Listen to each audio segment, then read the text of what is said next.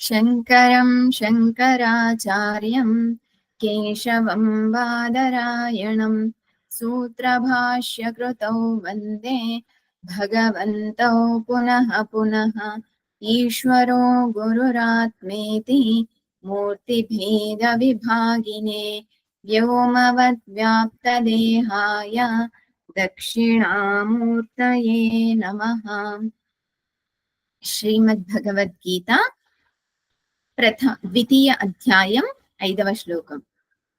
गुरून् हत्वा हि महानुभावान् श्रेयो भोक्तुं भैक्ष्यमपीह लोके हत्वार्थकामास्तु गुरूनिहैव भुञ्जीय भोगान् रुधिरप्रदिग्धान्।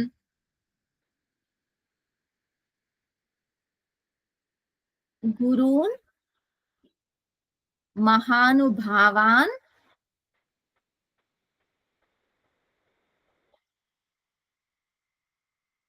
आहत्वा श्रेयः भोक्तुं भैक्ष्यम् अपि इहलोके।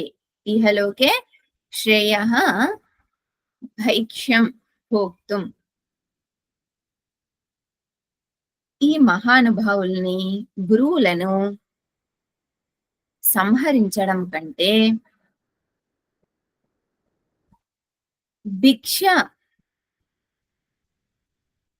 భిక్ష ద్వారా జీవనం కొనసాగించడం అనేది శ్రేయస్కరం ఈ లోకంలో, ఈ జీవితంలో। హత్వార్థకామాస్తు గురూన్ ఇహ ఏవ భుంజీయ భోగాన్ రుధిర ప్రదిక్తాన్। వీళ్ళను చంపి గురువుల్ని, ఎవరైతే కోరికతో ఉన్నారో అటువంటి గురువుల్ని వీళ్ళందరినీ కూడా సంహరించి వాళ్ళ రక్తంతో తడిసినటువంటి ఈ భోగాలను అనుభవించడం కంటే భిక్షాటన చెయ్యడం అనేటటువంటిది శ్రేయస్కరం మాకు అని అర్జునుడు భావిస్తూ ఉన్నాడు।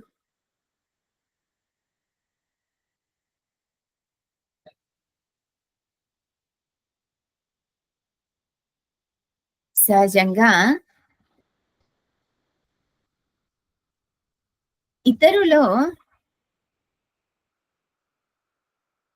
ఇతరులను సంహరించి వాళ్ళ యొక్క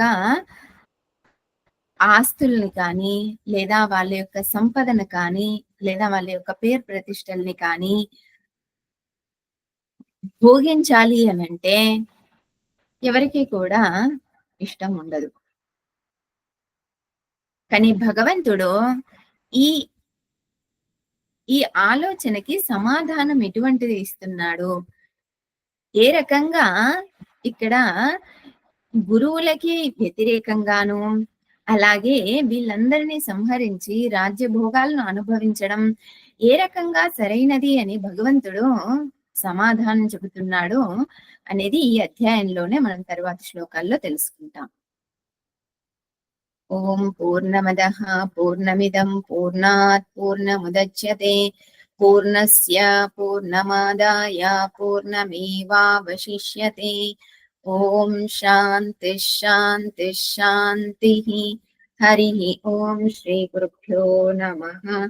హరి ఓం।